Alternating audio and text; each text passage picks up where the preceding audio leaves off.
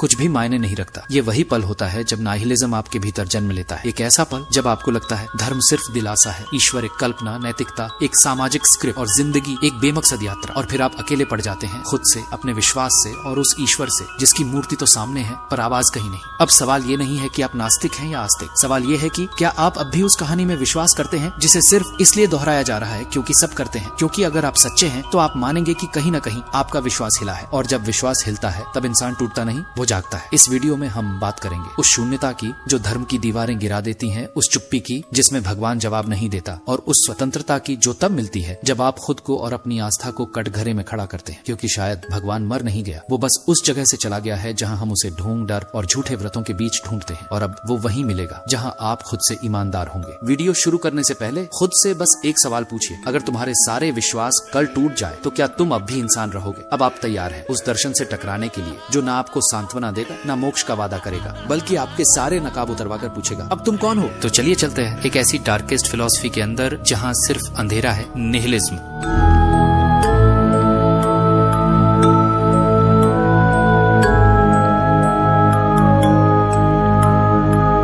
रात के 2 बज रहे हैं, कमरे की बत्ती बुझी है, पंखा चल रहा है, लेकिन दिल की बेचैनी किसी शोर की तरह सुनाई दे रही है। तुम अकेले हो और अचानक एक ख्याल मन में आता है, क्या मेरी जिंदगी का कोई मतलब है? मैं जो कुछ कर रहा हूँ उसका अंत क्या है? क्या ये सब वाकई जरूरी है? इसी एक सवाल से जन्म लेता है निहिलिज्म। निहिलिज्म कोई धर्म नहीं है, कोई आंदोलन नहीं है, न ही कोई दर्शन की किताब का केवल एक अध्याय। निहिलिज्म एक दृष्टिकोण है, एक ऐसी आंख है जो दुनिया को बिना चश्मे के देखना चाहती है। जहाँ बाकी फिलॉसफीज जिंदगी को अर्थ देने की कोशिश करती है, निहिलिज्म कहता है इस पूरी दुनिया में कोई अंतर्निहित अर्थ है ही नहीं। हर मूल्य, हर नियम, हर नैतिकता बस मानवीय कल्पना है। निहिलिस्ट वो इंसान नहीं है जो सब कुछ जला देना चाहता है, वो इंसान है जो अब और झूठ में नहीं जीना चाहता, जिसने धर्मों की चुप्पी देखी है, जिसने समाज की झूठी उम्मीदें झेली हैं, जिसने अपने भीतर सवालों की आग महसूस की है और किसी जवाब ने उसे शांत नहीं किया। निहिलिस्ट वो है जो एक दिन उठता है, आईने में खुद को देखता है और कहता है मैं अब और अभिनय नहीं करूंगा। निहिलिज्म अचानक नहीं आता, ये धीरे धीरे जन्म लेता है। एक दिन जब तुम मंदिर जाते हो और भगवान से मांगते हो लेकिन जवाब नहीं आता, एक दिन जब तुम एक बड़ा सपना देखते हो और वो टूट जाता है, एक दिन जब तुम सोचते हो कि सच्चाई क्या है और हर जवाब बस एक राय बनकर सामने आता है, वहाँ से विश्वास की नींव हिलने लगती है। ये दर्शन इतना खतरनाक क्यों माना जाता है? क्योंकि निहिलिज्म कहता है ईश्वर का कोई प्रमाण नहीं है। क्या आपने देखा है आज के युवाओं के मीम्स, गाने, कोट्स, सब में एक अजीब सी उदासी,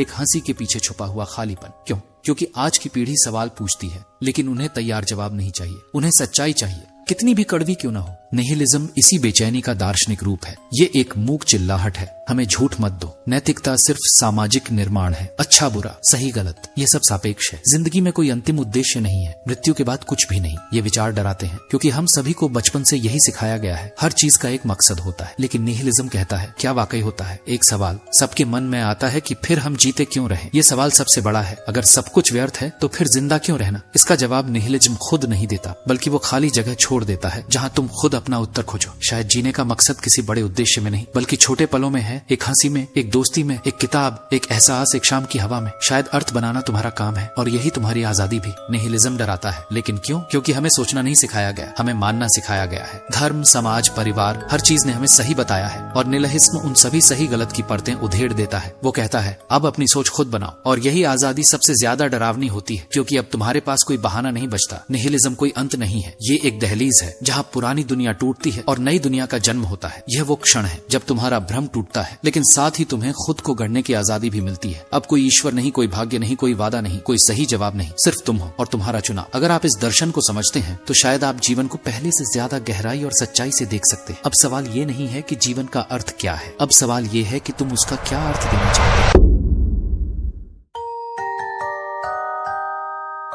जब जिंदगी का कोई मतलब नहीं होता फिर भी तुम जीते हो। रात के 3 बजे हैं, मोबाइल की स्क्रीन बार बार देख रहे हो लेकिन कोई नोटिफिकेशन नहीं आया। मन बेचैन है, जैसे कुछ अंदर से टूट रहा हो। फिर अचानक दिमाग में एक ख्याल आता है, मैं क्यों जी रहा हूँ? ये सब भागदौड़ किस लिए है? क्या वाकई मेरा जीवन किसी काम का है? यहाँ से जन्म होता है अस्तित्ववादी निहितावाद का। ये कोई दर्शन शास्त्र की किताब का पन्ना नहीं है, ये वो कड़वा एहसास है जो हर उस इंसान के दिल में उठता है जिसने कभी रात को चुपचाप रोया है बिना किसी को बताए। क्या है एग्जिस्टेंशियल नाइहिलिज्म? एग्जिस्टेंशियल नाइहिलिज्म का सीधा अर्थ है जीवन का कोई अंतर्निहित अर्थ नहीं है। हम इस दुनिया में हैं, लेकिन क्यों हैं इसका कोई कारण नहीं। न भगवान ने तुम्हें किसी मिशन पर भेजा है, न भाग्य तुम्हारे लिए कोई स्क्रिप्ट लेकर आया है। तुम बस हो। जैसे पेड़ होते हैं, पत्थर होते हैं, वैसे ही तुम। हम भारतीय एक बात में यकीन रखते हैं, सब कुछ किसी कारण से होता है। माँ कहती है जो होता है भगवान की मर्जी से होता है बेटा। पंडित कहते हैं तुम्हारा कर्म ही तुम्हारी नियति है। कविता कहती है कुछ तो मकसद होगा तेरा खुदा। लेकिन एग्जिस्टेंशियल नाहिलिज्म कहता है शायद कुछ भी मकसद से नहीं होता, शायद भगवान नहीं है, शायद ये पूरा जीवन सिर्फ एक दुर्घटना है, कॉस्मिक एक्सीडेंट। ये विचार इतना दर्दनाक क्यों है? क्योंकि हम सबने सोचा था कि जिंदगी एक कहानी है, एक ऐसा प्लॉट जिसमें हम हीरो हैं, हमारा संघर्ष मायने रखता है, हमारा प्यार कोई अर्थ रखता है। लेकिन जब तुम्हें एहसास होता है कि कोई लेखक ही नहीं है, ये कहानी कभी लिखी ही नहीं गई थी, तो जो कुछ भी तुम्हें सच्चा लगता था वो सब नकली लगने लगता है। तो फिर जिंदगी क्यों जीनी चाहिए? यह सवाल असली चीरता है। अगर कोई उद्देश्य नहीं है, कोई परम सत्य नहीं है, कोई मूल्य नहीं है, तो फिर हम सुबह उठते क्यों हैं? क्यों अपनी बीवी बच्चों के लिए भागते हैं? क्यों करियर बनाते हैं? क्यों शादी करते हैं? दोस्ती निभाते हैं? क्यों दिल टूटने पर रोते हैं? एग्जिस्टेंशियल नाहिलिज्म कहता है क्योंकि तुम्हें जीने का चुनाव करना है बिना किसी वजह के भी। ये अर्थहीनता तब तक नहीं डराती जब तक वो तुम्हारे भीतर प्रवेश नहीं कर जाती। जब तुम अकेले बैठते हो और अपने ही सवालों से डरने लगते हो, क्या मेरा प्यार भी सिर्फ एक रासायनिक प्रतिक्रिया थी? क्या मेरी महत्वाकांक्षा भी सिर्फ समाज का झूठ है? क्या मैं सिर्फ जी रहा हूँ क्योंकि मुझे मरना नहीं आता? तब निहिलिज्म कोई किताब नहीं, वो एक अनुभव बन जाता है। भारत में हम आस्था से जुड़े लोग हैं। हमने गीता पढ़ी है जिसमें श्री कृष्ण कहते हैं कर्म कर, फल की चिंता मत कर। लेकिन एग्जिस्टेंशियल नाहिलिज्म कहता है फल की चिंता क्यों नहीं करें? जब न फल है न भगवान है तो कर्म क्यों करें? यह विचार तौड़ता है क्योंकि यह सवाल करता है उस हर चीज को जिसे हमने अपने अस्तित्व की नींव माना है। लेकिन यहीं से जन्म लेता है स्वतंत्रता का बीज। नीत्शे ने कहा था गॉड इज डेड, लेकिन इसका मतलब यह नहीं कि सब कुछ खत्म हो गया, बल्कि इसका अर्थ था अब जब कोई तुम्हें रास्ता नहीं दिखा रहा तो अब तुम खुद अपनी दिशा चुन सकते हो। जब कोई अर्थ नहीं दिया गया तो अब तुम्हारे पास आजादी है खुद अपने अर्थ को गढ़ने की। आप जिंदा हैं, यही काफी है। अगर जीवन में कोई परम कारण नहीं है तो इसका मतलब यह नहीं कि तुम बेकार हो। इसका मतलब सिर्फ इतना है तुम ही हो जो इस शून्यता को अर्थ दे सकते हो। तुम प्रेम करो सिर्फ इसलिए कि वो सुंदर है। तुम रचना करो सिर्फ इसलिए कि तुम्हें अच्छा लगता है। तुम जियो क्योंकि तुम्हारा होना ही एक विद्रोह है।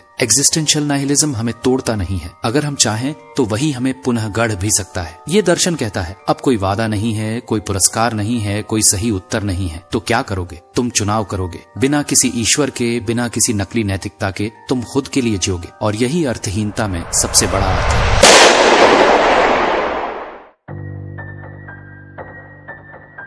जब सही और गलत का पर्दा उतरता है, कल्पना कीजिए आप एक सुनसान रास्ते पर चल रहे हैं, रात है, चांद अधूरा है, आपके सामने दो आदमी हैं, एक अमीर व्यापारी, दूसरा भूखा भिखारी। दोनों से कोई एक भूखा बच्चा खाना चुराता है। अब बताइए क्या दोनों अपराध बराबर हैं? सवाल आसान लगता है, लेकिन जब दिल की गहराई में उतरते हैं तो नैतिकता के दर्पण में दरारें दिखाई देने लगती हैं। मॉरल निहिलिज्म क्या है? मॉरल निहिलिज्म कहता है सही और गलत, न्याय और अन्याय, ये सब कोई परम सच्चाई नहीं है। यह सब कुछ बस मानव मस्तिष्क की रचना है जो समय, परिस्थिति और संस्कृति पर निर्भर करती है। यानी इस दुनिया में कोई ऐसा नैतिक नियम नहीं है जो हर समय, हर स्थान पर, हर इंसान के लिए सच हो। हम भारत में पैदा होते ही ये सीखते हैं, झूठ मत बोलो, बड़ों का आदर करो, पाप करोगे तो नरक जाओगे। घर में रामायण सुनाई जाती है जहाँ श्री राम धर्म का पालन करते हैं। महाभारत में धर्म और अधर्म की युद्ध भूमि रची जाती है। लेकिन क्या धर्म हमेशा स्पष्ट होता है? जब नैतिकता भ्रमित करती है, राम ने अपनी पत्नी सीता को वनवास भेजा, क्या वो धर्म था? कर्ण ने द्रौपदी का अपमान सहा, क्या वो धर्म था? भगवान कृष्ण ने अर्जुन से कहा मारो अपने भाई बांधवों को क्योंकि युद्ध धर्म है। अब सोचिए क्या धर्म हमेशा निर्दोष होता है या वो भी परिस्थिति का गुलाम है? मोरल निहिलिज्म कहता है कोई अंतिम अच्छा या बुरा नहीं होता। आप किसी आदिवासी संस्कृति में जाएं तो वहाँ बहुपत्नी विवाह धर्म माना जाता है, कहीं और जाए तो वो पाप कहा जाए। कुछ देशों में मौत की सजा न्याय मानी जाती है तो कुछ में अमानवीय अपराध। तो फिर न्याय क्या है और अन्याय क्या? सार्त्रे कहते हैं कोई यूनिवर्सल मोरलिटी नहीं है, हम खुद ही तय करते हैं क्या सही है क्या गलत। और यही सबसे बड़ी जिम्मेदारी है, क्योंकि अब आपके पास छुपने की कोई जगह नहीं बचती। कोई धर्म, कोई भगवान, कोई किताब अब तुम्हें बचा नहीं सकती। अब तुम जो करोगे उसके लिए पूरी तरह खुद जिम्मेदार हो।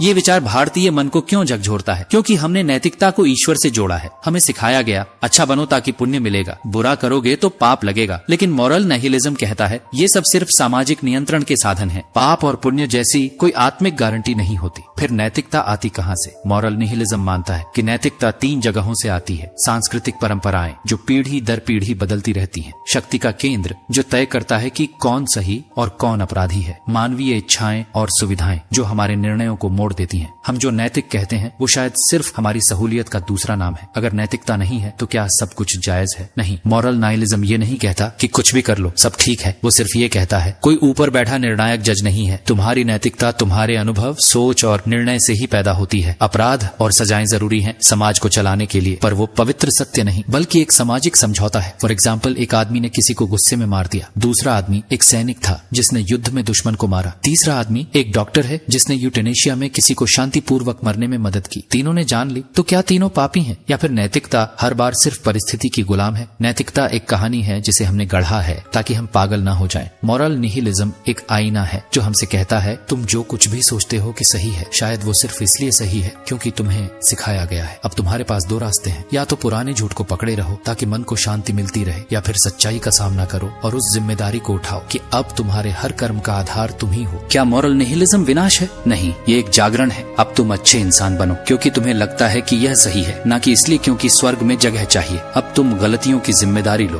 बिना ये कहे कि कर्मों का फल था। अब नैतिकता बाहर से नहीं अंदर से जन्म लेगी।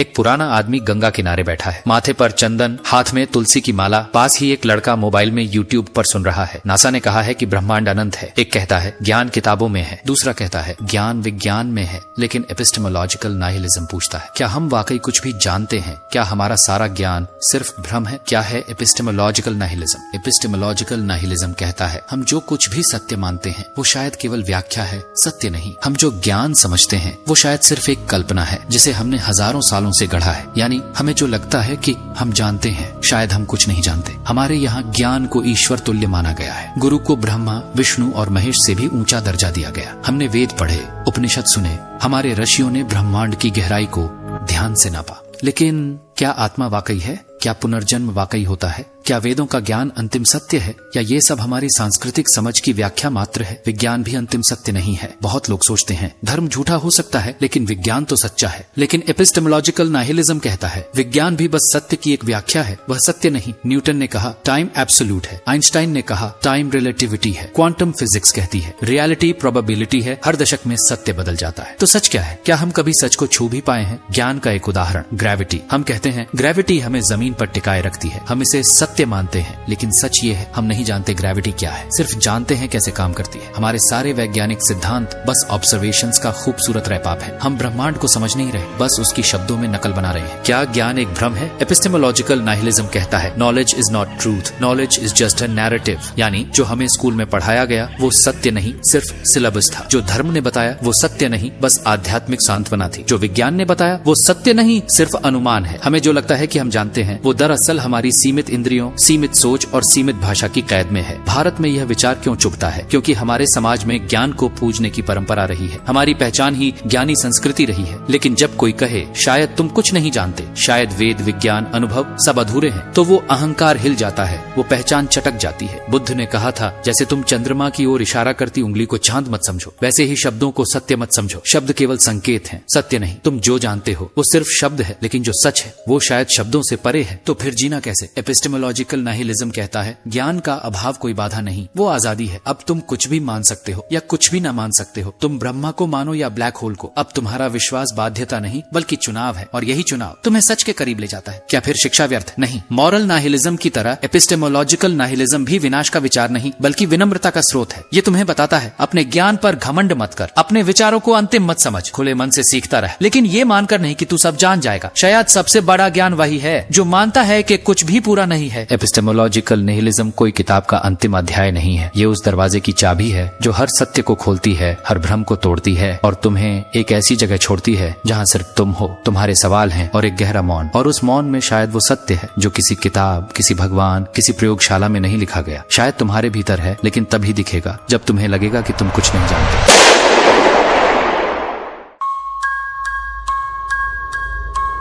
जब विश्वास और शून्यता आमने सामने खड़े हो जाएं, एक बूढ़ा आदमी मंदिर की सीढ़ियों पर बैठा है। उसके माथे पर चंदन है, हाथों में माला, पर आंखों में विश्वास नहीं। सवाल है, वो कहता है सारी जिंदगी भगवान को खोजा, पर अब लगता है शायद वहाँ कुछ था ही नहीं। यहीं से जन्म होता है उस टकराव का जहाँ रिलीजन और नाइहिलिज्म आमने सामने खड़े होते हैं। धर्म क्यों आया? धर्म किसी किताब से नहीं आया, वो आया इंसान के भीतर के डर से। मृत्यु का डर, अकेलेपन का डर, अन्याय का डर। जब इंसान ने देखा कि दुनिया उसके समझ से परे है तो उसने आशा का एक ढांचा खड़ा किया। कोई है ऊपर जो देख रहा है। यही ऊपर वाला धीरे धीरे ईश्वर बना और उसके आसपास बना धर्म। रिलीजन ने इंसान को क्या दिया? उम्मीद दी कि सब कुछ यूं ही नहीं है। मर्यादा दी कि क्या अच्छा है क्या बुरा। सामूहिक पहचान दी कि तुम अकेले नहीं हो। धर्म ने इंसान को अस्तित्व का अर्थ दिया, लेकिन यहीं से शुरू हुई उस विश्वास की नींव जो समय के साथ जड़ बनती गई। फिर निहिलिज्म क्यों आया? निहिलिज्म तब पैदा होता है जब इंसान को लगता है कि धर्म के सारे वादे अधूरे रह गए। वो दुआ मांगता है पर जवाब नहीं आता। वो पाप नहीं करता फिर भी दुख झेलता है। वो मंदिर, मस्जिद, गिरजा घर जाता है, लेकिन भीतर का खालीपन बना रहता है। तब वो पूछता है क्या वाकई कोई ऊपर है, या क्या हमने भगवान को बस अपने डर से गढ़ा है? निहिलिज्म धर्म के बारे में क्या कहता है? निहिलिज्म कहता है धर्म एक सांत्वना है, एक कहानी जो इंसान ने खुद को सुनाई ताकि वो अंधेरे से डरना छोड़ दे। नीत्शे ने कहा था गॉड इज डेड। इसका अर्थ था ईश्वर का विचार अब इंसान को नैतिक, बौद्धिक या आध्यात्मिक दिशा नहीं दे पा रहा है। धर्म अब जवाब नहीं देता, वो केवल दोहराता है। भारत में ये टकराव कैसा है? भारत में धर्म सिर्फ विश्वास नहीं, पहचान है। जन्म के साथ मिलती है, संस्कृति से बंधी होती है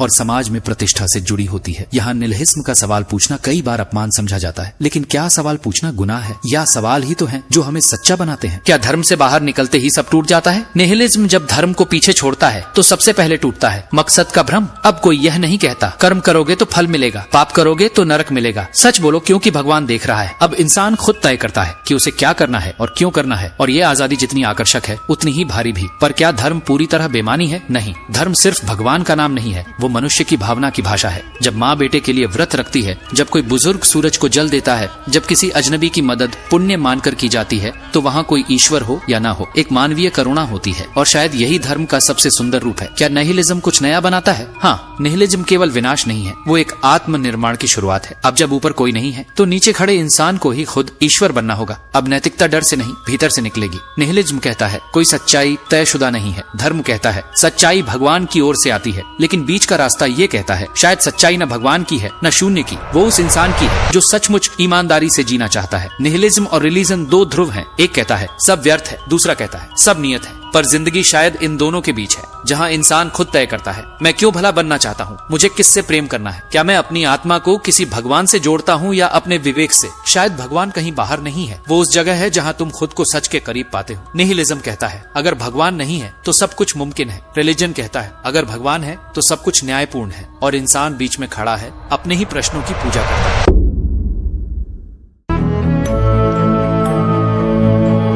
क्या अब भी तुम उसी ईश्वर से उम्मीद लगाए बैठे हो जो शायद तुम्हारी आवाज सुनता ही नहीं? क्या अब भी तुम उस नैतिकता को पकड़कर बैठे हो जिसे समाज ने अपनी सहूलियत के लिए बनाया था? क्या अब भी तुम उस जीवन के पीछे भाग रहे हो जिसे तुमने कभी चुना ही नहीं? निहिलिज्म कहता है सब कुछ टूट सकता है और फिर भी तुम जिंदा रह सकते हो। ना धर्म का सहारा, ना कर्म का तर्क, ना ईश्वर की छाया, ना समाज का डर, सिर्फ तुम और तुम्हारा खालीपन। पर क्या तुम तैयार हो उस खालीपन को देखने के लिए, बिना डर के, बिना झूठ के? क्योंकि वहीं से शुरू होती है एक नई स्वतंत्रता जिसमें तुम किसी से जवाब नहीं मांगते बल्कि खुद एक उत्तर बन जाते हो। धर्म अगर टूटा है तो तुम अधर्मी नहीं, नैतिकता अगर हिली है तो तुम पापी नहीं, अर्थ अगर खोया है तो जिंदगी व्यर्थ नहीं। तुम बस पहली बार खुद हो, बिना लेबल, बिना भूमिका, बिना झूठे वादों के। इसलिए अब तुमसे कोई सवाल नहीं पूछेगा, कोई जवाब नहीं मांगेगा, कोई रास्ता नहीं बताएगा, क्योंकि अब सवाल तुम हो, जवाब भी तुम और रास्ता भी तुम। अब बोलो, जब सब टूट गया तब क्या बचा? अगर उस टूटे हुए क्षण में तुम मुस्कुरा सकते हो तो तुमने निहिलिज्म को हरा नहीं दिया, उसे अपना लिया है।